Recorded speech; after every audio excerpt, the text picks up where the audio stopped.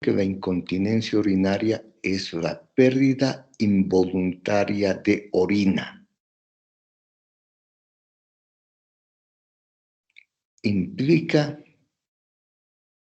una serie de alteraciones en la paciente, físicas, emocionales, psicológicas, disfunción sexual y otras alteraciones.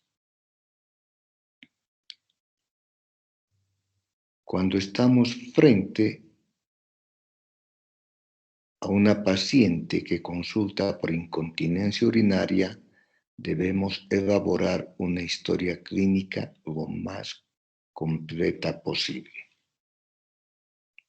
La anamnesis es muy importante y en estos casos existe lo que se denomina el diario de la micción. También existen formularios preestablecidos para llenarlos. Es necesario registrar la cantidad de líquido que ingiere la paciente en el tiempo que ingiere, la cantidad de veces que ha miccionado, si ha presentado goteo de orina, en qué momentos y a qué actividades físicas estaba asociado.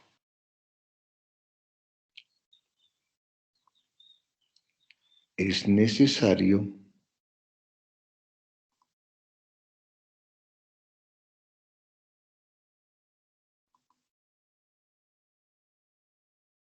efectuar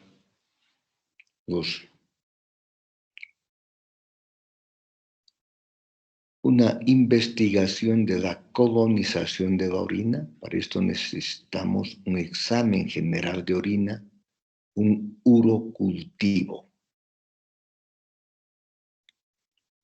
Es necesario los estudios urológicos como la uretrocistoscopía, la cistometría simple y la urodinamia multicanal.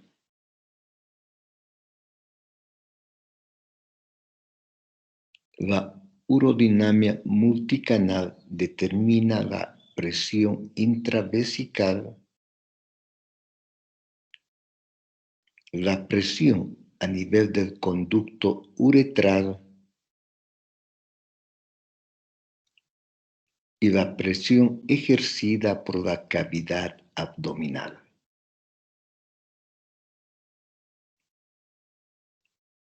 Como ustedes podrán darse cuenta, la uretrocistoscopía, la cistometría y la urodinamia multicanal, que consiste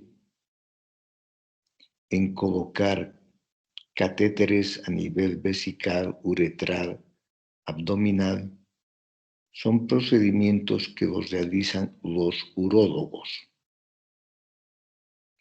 Pero los ginecólogos que han hecho la subespecialidad de urología ginecológica también están capacitados para utilizar estos instrumentos médicos que permiten hacer un diagnóstico más preciso del tipo de incontinencia que padece cada paciente.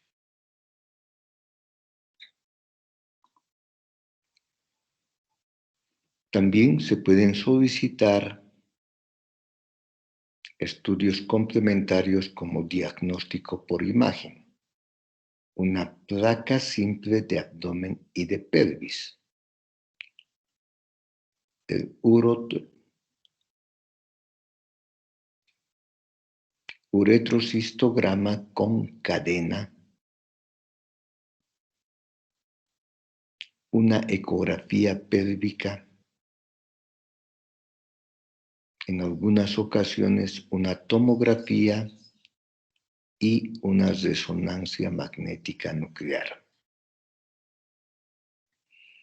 Es muy importante el examen físico para poder tener una evaluación más adecuada. Por ejemplo, determinar la presencia o no de prolapso de órganos pélvicos, de atrofia urogenital,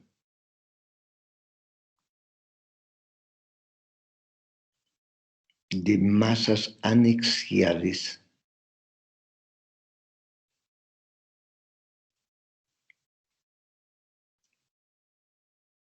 al examen físico, observar si existe o no pérdida involuntaria de orina con la maniobra de Valsalva. Es muy importante efectuar la prueba del hisopo o Q-tip. Esta prueba fue establecida en 1971. Se coloca un hisopo estéril a nivel del ángulo uretrovesical. Paciente en posición ginecológica, se solicita que efectúe la maniobra de Valsalva y con esta maniobra se va a determinar cuánto se desplaza el hisopo. En condiciones normales puede desplazarse hasta 30 grados. Si lo hace mucho más, implica un daño en el soporte de la unión uretrovesical. Tratamiento. Indudablemente existen las medidas generales. Por ejemplo, disminuir la ingesta de líquidos. Lógicamente, una disminución necesaria sin que la paciente llegue a tener sed o esté deshidratada. O sea, evitar el exceso de consumo de líquidos. Debe evitarse el uso de cafeína, té, alcohol. Debe dejar de fumar si es que lo hiciera.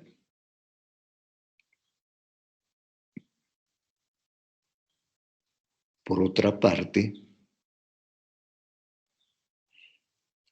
debe miccionar con mayor frecuencia, cosa que la vejiga no esté llena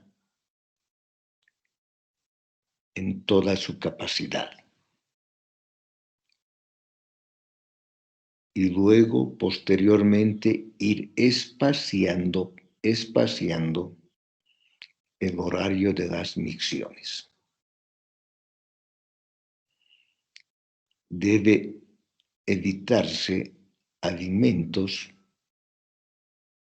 que de alguna manera provocan irritación a nivel vesical, como alimentos muy condimentados, bebidas carbonatadas, las bebidas gaseosas. Debe evitarse ingerir líquidos después de las 18 horas.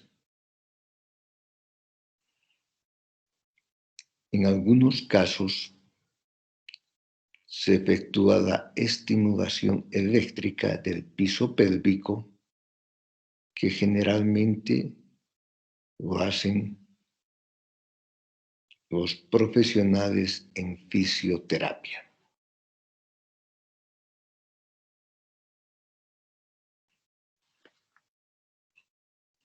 Muy bien, ahora vamos a hablar del tratamiento de la incontinencia de estrés.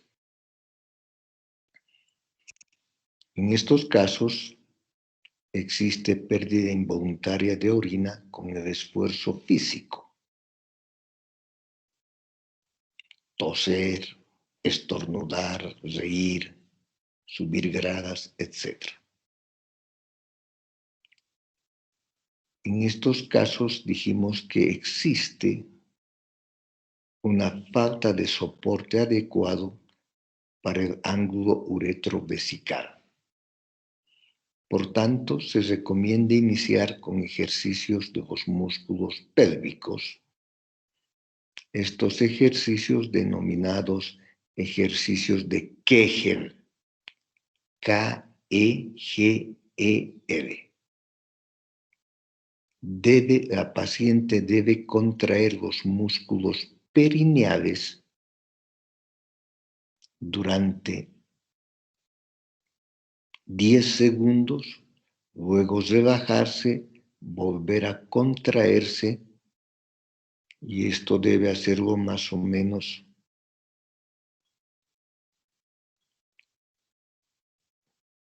3 series de 10 a 12 contracciones y 3 veces al día. Esto significa aproximadamente 36 contracciones, pero 3 veces al día. Generalmente lo hacen antes de levantarse, al acostarse y después del mediodía.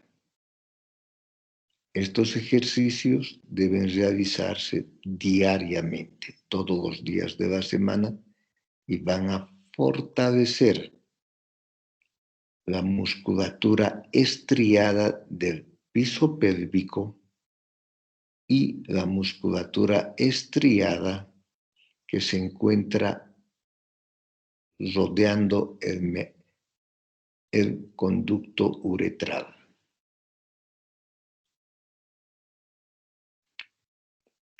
También en algunos casos se indican los pesarios vaginal para incontinencia.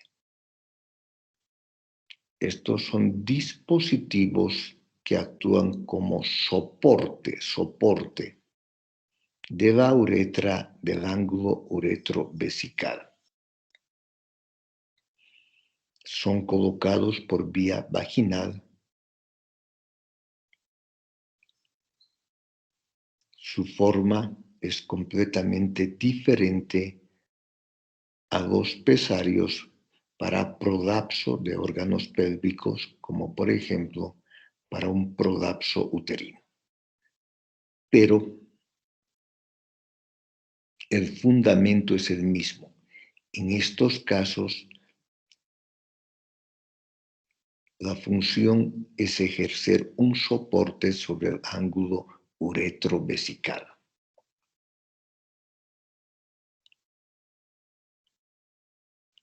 Tratamiento quirúrgico.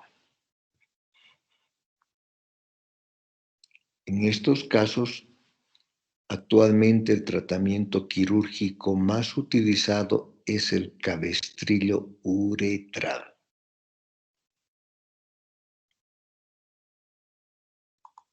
Y entre estos tenemos la cinta transvaginal o cinta pubovaginal. Esta cinta se coloca en forma retropúbica. Tiene el riesgo de poder lesionar vejiga, uréter, intestinos, los grandes vasos. Al efectuar este procedimiento, debe hacerse una cistoscopía intraoperatoria para ver si no se ha dañado sobre todo la vejiga. El resultado es satisfactorio en un 81% de los casos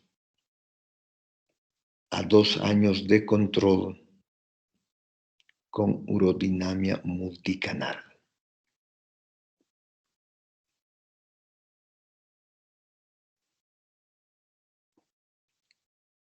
Otra técnica es la cinta transobturador. Esta técnica se introduce en 2001. El abordaje es por vía vaginal a través del agujero obturador, colocando esta cinta para suspender el ángulo uretrovesical. Es una técnica con menor riesgo de complicaciones de lesiones, tanto vesical, uretral,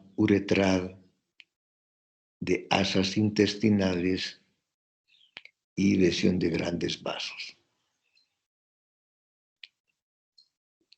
También tiene una eficacia adecuada de un 79% con controles a 2 años.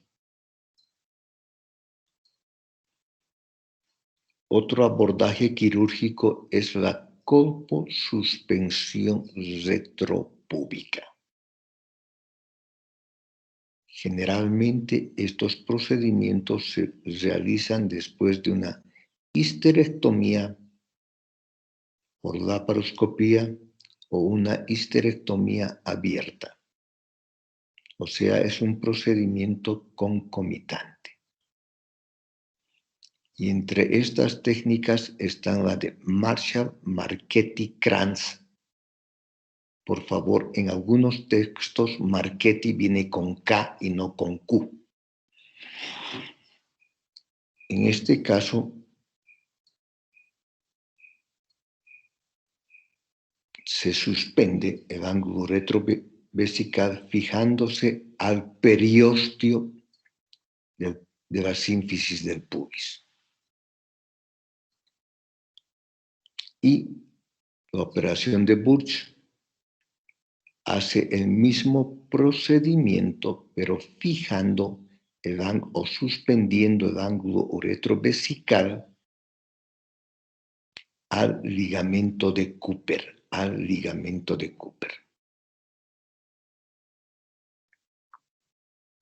Ambos son una colposuspensión retropúbica. También son bastante eficaces con un porcentaje de eficacia ligeramente menor que el cabestrillo medio uretral. Pero es un procedimiento quirúrgico mucho más sencillo.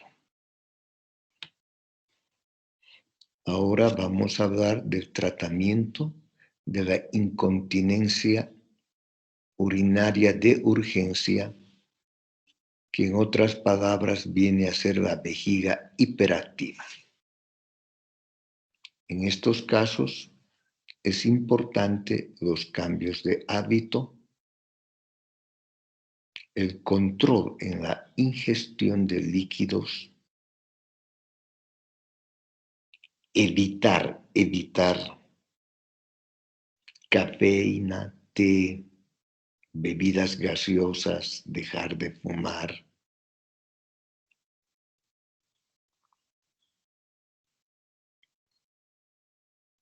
También es importante los ejercicios para fortalecer los músculos del piso pélvico. Es importante en estos casos el entrenamiento vesical.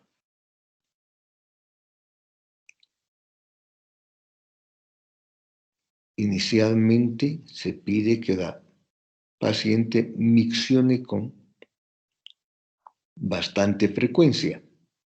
O sea, cuando la vejiga tiene un volumen menor a un 50%. Posteriormente, se va incrementando el volumen vesical y haciendo micciones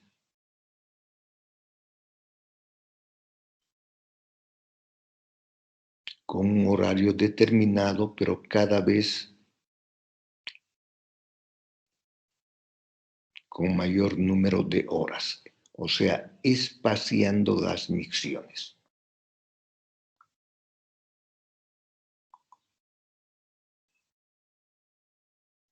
Luego, en estos casos, como es una incontinencia urinaria de urgencia, cuando existe una hiperactividad del músculo detrusor, podemos utilizar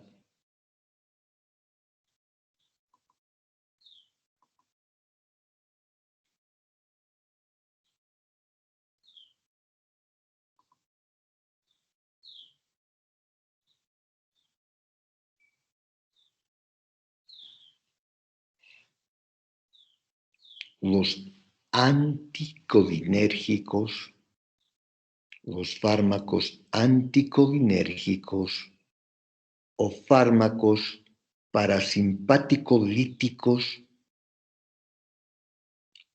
o antimuscarínicos o fármacos musculotrópicos o antiespasmódicos. Fíjense, corresponden al grupo de los fármacos anticolinérgicos, parasimpaticolíticos, antimuscarínicos, antiespasmódicos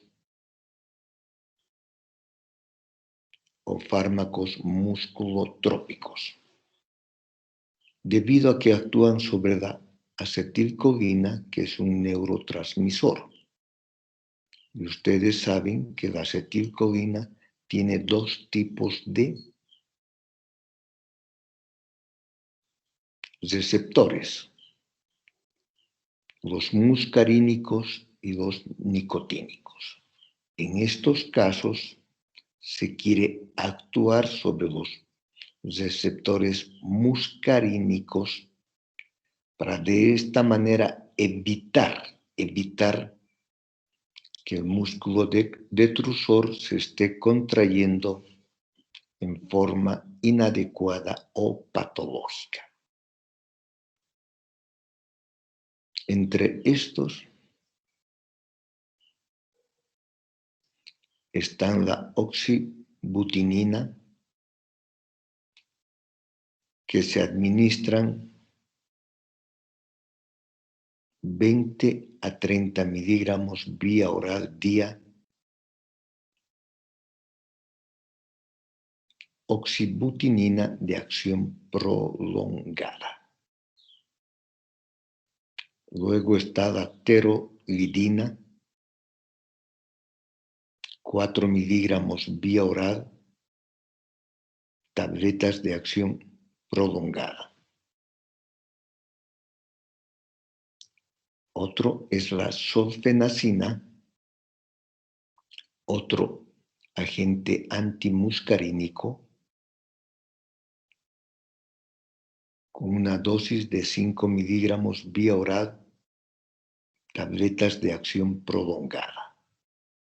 Estos son los 3 fármacos más utilizados.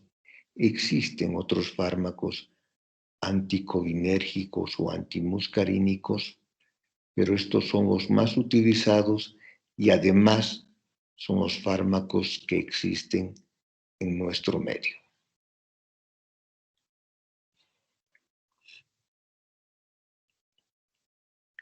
También en algunos casos se pueden utilizar estimulantes alfa-adrenérgicos para mejorar la presión intrauretral, puesto que van a actuar sobre la musculatura lisa que rodea al conducto uretral.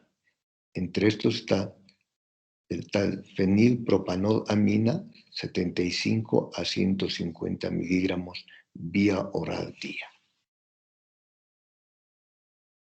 No se olviden que los anticolinérgicos producen sequedad de boca.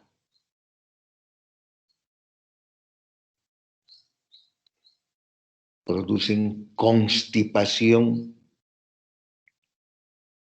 y pueden favorecer al glaucoma. Por tanto, es importante sobre todo tomar en cuenta pacientes con este problema oftalmológico de glaucoma. También en pacientes posmenopáusicas con atrofia urogenital se recomienda la administración de estrógenos tópicos,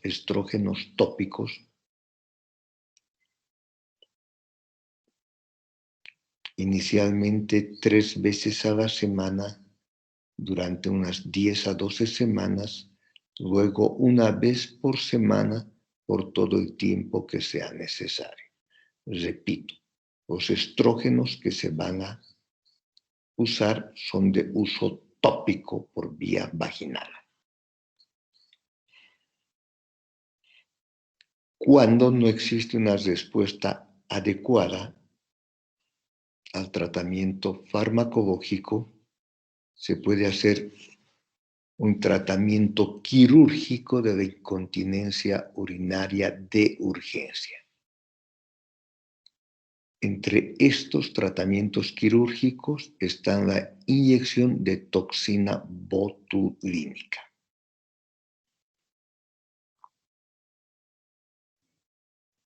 En estos casos se utiliza la toxina botulínica, el Botox A, que ustedes saben que es una toxina producida por el Clostridium botulinum que produce parálisis muscular.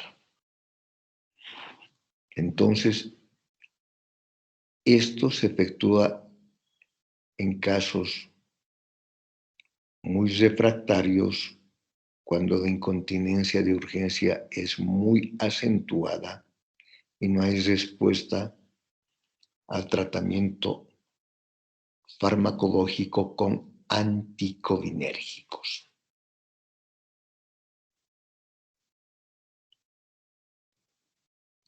Para esto, mediante cistoscopía, se aplica una inyección de 100 a 200 unidades de toxina botulínica en la pared posterior de la vejiga.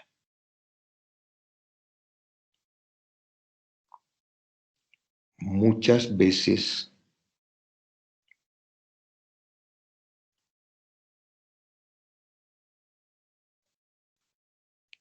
evita que deje de contraerse el músculo detrusor y por tanto, existe dificultad para el vaciamiento vesical. Y en estos casos hay que enseñar a la paciente a colocarse una sonda vesical. Otro tipo de tratamiento es la estimulación del nervio sacro. Se colocan electrodos en la raíz dorsal de S3 para de esta manera evitar también que el músculo detrusor se contraiga en forma patológica. Otro tratamiento es la estimulación del nervio tibial periférico, tanto en la estimulación del nervio sacro como del nervio tibial. El mecanismo de acción no es conocido, pero en muchas ocasiones existe respuesta favorable al tratamiento. Y finalmente, como último recurso, se puede efectuar una cistoplastía. O sea, el objetivo es aumentar el volumen, la capacidad de contención de la vejiga. Finalmente, quiero mencionar, aunque no esté en el PowerPoint, que para la incontinencia urinaria de estrés, actualmente también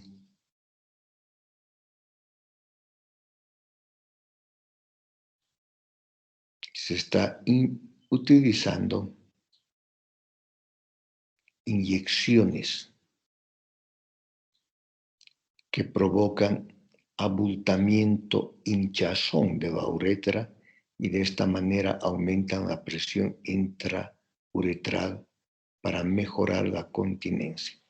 En este caso se utiliza colágeno bovino y está dando buen resultado y es un recurso utilizado cuando no se puede efectuar cirugías tipo cabestrillo medio uretral o colposuspensión retropúbica. Muy bien, con esto hemos terminado el tema de incontinencia urinaria. Y vamos a comenzar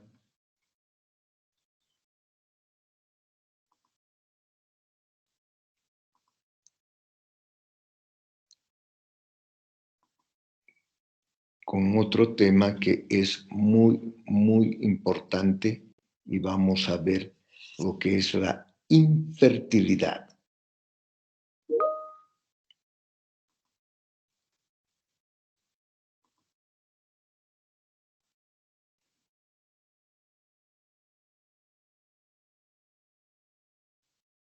Para esto es necesario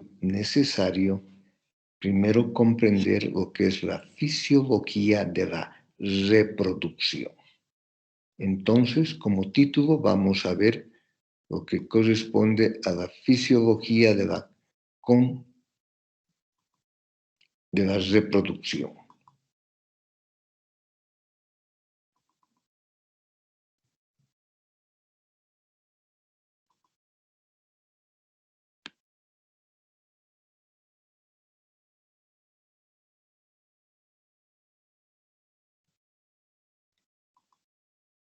Generalidades.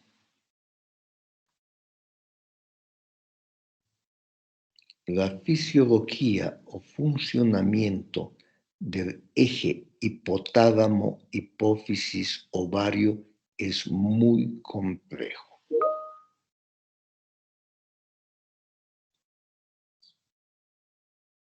La hormona liberadora de gonadotropinas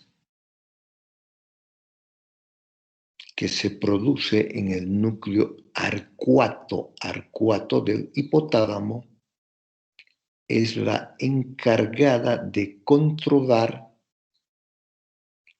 todo el sistema endocrino reproductivo.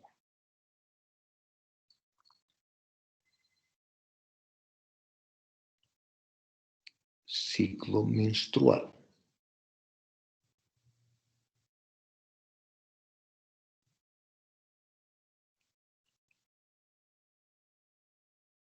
El primer día del sangrado menstrual corresponde al primer día del ciclo menstrual. El ciclo menstrual normalmente se divide en dos fases. La fase folicular, que va desde el inicio de la menstruación hasta la ovulación. Y luego la fase lútea, que se extiende desde la ovulación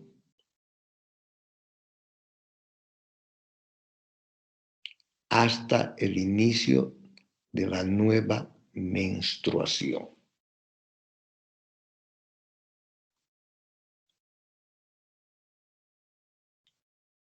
Generalmente,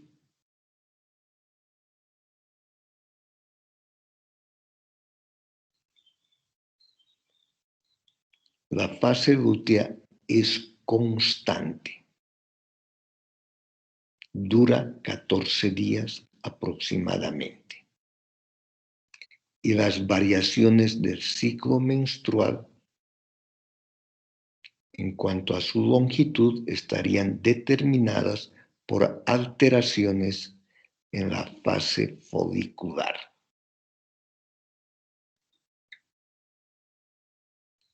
Aunque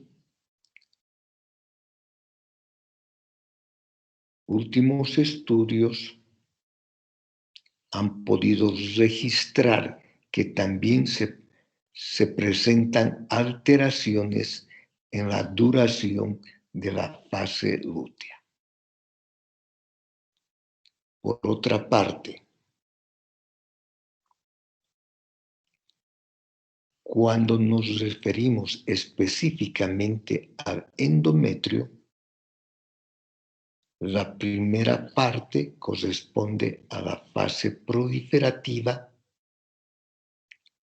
y la segunda parte a la fase secretora.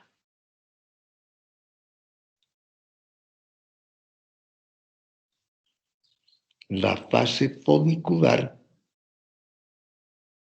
produce estrógenos y los estrógenos hacen proliferar el endometrio. En cambio, la fase lútea a nivel ovárico produce fundamentalmente y principalmente progesterona. Y ustedes saben que la progesterona hace secretar el endometrio. Pero quiero aclarar que el cuerpo lúteo produce fundamentalmente progesterona, pero también continúa produciendo estrógenos. Las mujeres entre los 20 a 40 años generalmente tienen ciclos menstruales como reloj, o sea, cada 28 o cada 30 días, generalmente. Por otra parte, las mujeres que tienen ciclos menstruales muy regulares, por ejemplo, cada 28 o cada 30 días, es probable que tengan ciclos ovulatorios. En cambio, las mujeres con ciclos menstruales irregulares,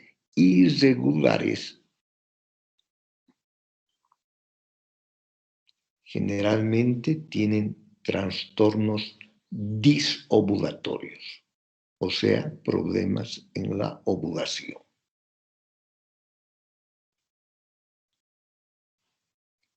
Edad y ovocitos.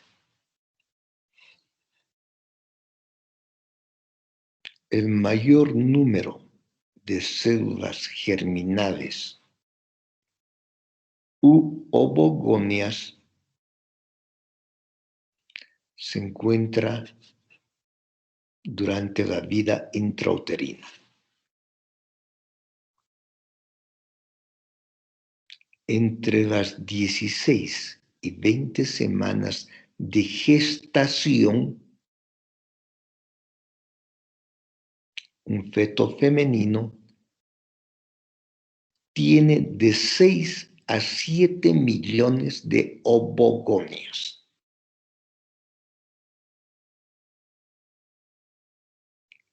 Al momento del nacimiento, disminuye a 1 a 2 millones de ovogonias. O sea que disminuye considerablemente. Al inicio de la pubertad, o sea, al comienzo de la edad reproductiva, las mujeres tienen solo 300.000 a 500.000 ovogonias, o sea que sigue disminuyendo considerablemente el número de ovogonias. Y fíjense esto, entre los 37 a 38 años de edad, una mujer solo tiene 25.000 ovogonias, 25.000 ovogonias. Y en la menopausia tiene menos de 1.000 ovogonias. Además, es importante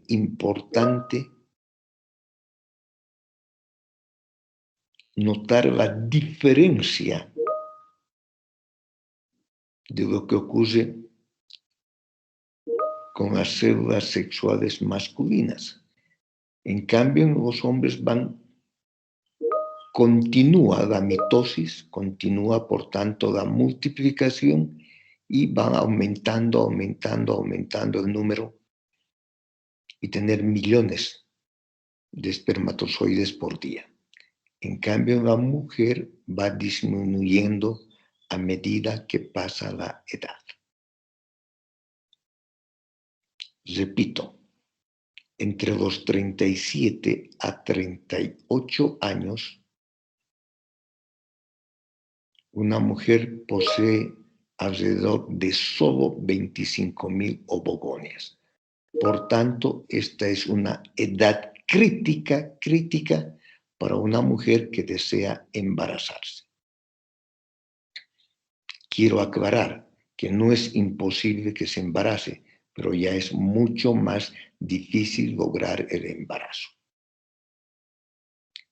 Fertilidad.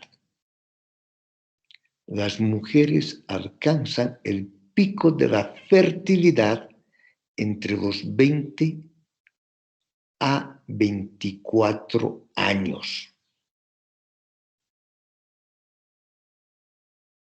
Entonces, el pico máximo de la fertilidad en una mujer es entre los 20 a 24 años. A partir de los 30 años, disminuye lentamente la fertilidad. A partir de los 35 años, disminuye más rápidamente la fertilidad.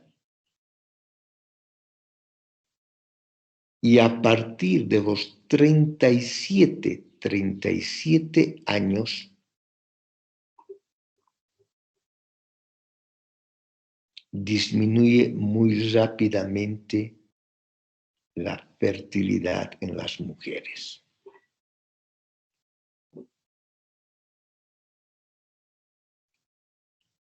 Aproximadamente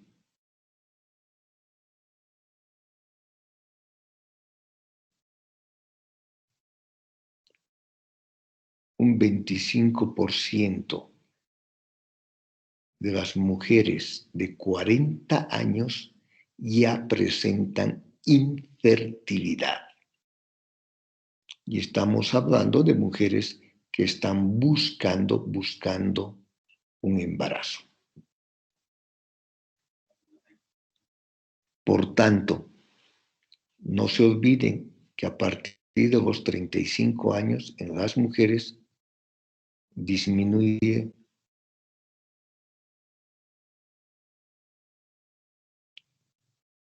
en forma rápida la fertilidad y a partir de los 37 años en forma muy rápida. Ventana de la fertilidad. Actualmente se sabe que los espermios pueden sobrevivir 3 a 5 días. O sea, una vez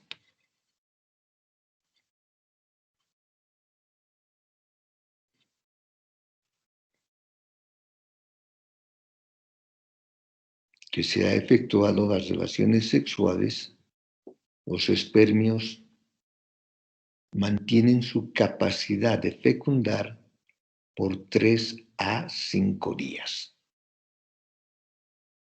En cambio, el ovocito, una vez que se ha producido la ovulación, sobrevive de 12 a 24 horas. Tomando en cuenta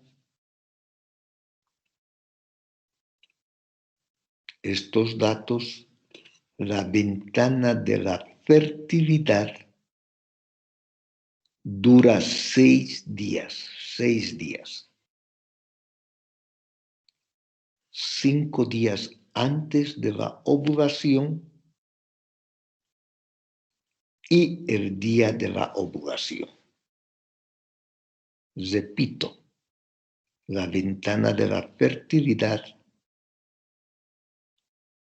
dura 6 días. Solo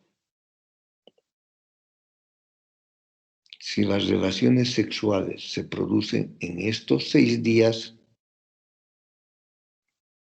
puede lograrse la fecundación y posteriormente el embarazo.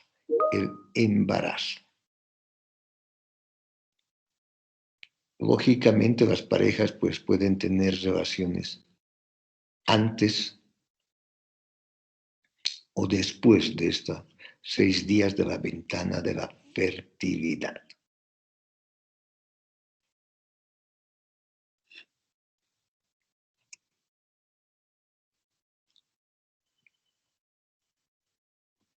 Por otra parte, las relaciones sexuales programadas para parejas infértiles implica que estas parejas deben tener relaciones diariamente durante los días de la ventana de la fertilidad. Esto aumenta la probabilidad de lograr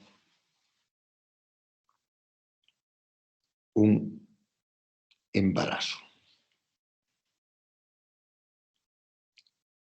Y para determinar los días de la ventana de la fertilidad,